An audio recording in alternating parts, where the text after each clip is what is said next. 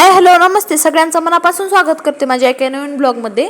तर इथं आज आम्हाला हळदी कुंकवाला जायचं होतं. बहीण आली होती. माझं पण सर्व आवरलं होतं, राहिलं होतं ओळीचं आवरायचं. ओळीचं पण आवरलं. ओळीचं कसं असतं, मला माऊ आल्याशिवाय आवरायचंच नाही असं म्हणत होती, म्हणून तिचं आवरायचं राहिलं होतं. तर असं म्हणलं तिचं आवरलं आणि मी असा काहीसा लुक केला होता. कसा वाटत आहे नक्की कमेंट करून सांगा. आणि या संक्रांतीला ब्लॅक कलरची साडी शुभ मानली जाते, म्हणून मी ब्लॅक कलरची साडी वेअर केली आहे. आणि बहिणीने पण अशा प्रकारे चॉकलेटी कलरची साडी घातली आहे. तर इथं ओळीची मस्ती सुरू होती. आम्ही हळदी कुंकवाला पोहोचलो. बघू शकता इथं खूप छान असं रांगोळी काढली होती. आणि आमच्या घराच्या बाजूलाच मावशीचं घर आहे, त्यामुळे आम्ही 2 मिनिटातच पोहोचलो हळदी कुंकवाला. तर कुठे पण जाताना ओळीला ना मावच्याच हाताला धरून चालायचं असतं. इथं बघू शकता किती छान असं डेकोरेशन केलेलं आहे.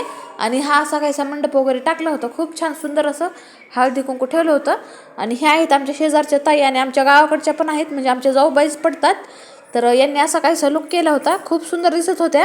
तर अशा प्रकारे काहीसा लुक केला होता आणि खूप छान डेकोरेशन पण केलं होतं सर्व.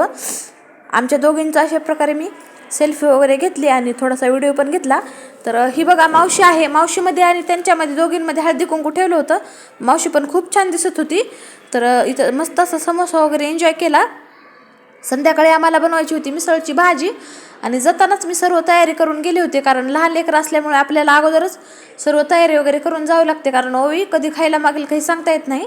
तर पीठ वगैरे सर्व मळून गेले होते मी आणि मटकी उकडून गेले होते हळद मीठ टाकून.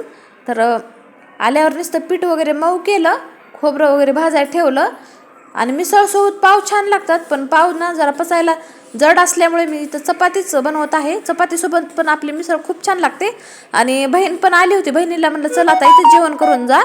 तर बहिणीची मिस्टर पण गावाकडे गेल्यामुळे तिला म्हणलं इथंच जेवण करून जा, एकटीसाठी काय बनवते म्हणून. बहिणीला इथं मी भाजी बनवायला लावली, कारण बहीण खूपच छान भाज्या बनवते.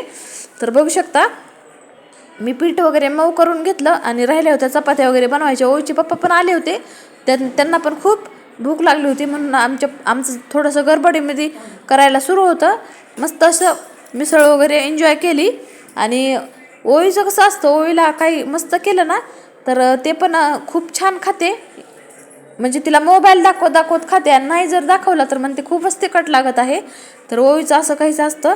तर असं म्हणलं तरी तर बहिणीनं मस्त असं मिसळ वगैरे बनवली. कांदा आणि फक्त खोबरंच घातलं होतं आणि लसूण अद्रकची पेस्ट, तर एवढंच घालायचं. टोमॅटो वगैरे घालायचं नाही, कारण टोमॅटोनं झणझणीत होत नाही. तर इथं दिवा वगैरे लावला आणि बघू शकता किती छान तरी आली होती मिसळवर. तर इथं मिस्टरांना जेवण वगैरे वाढलं.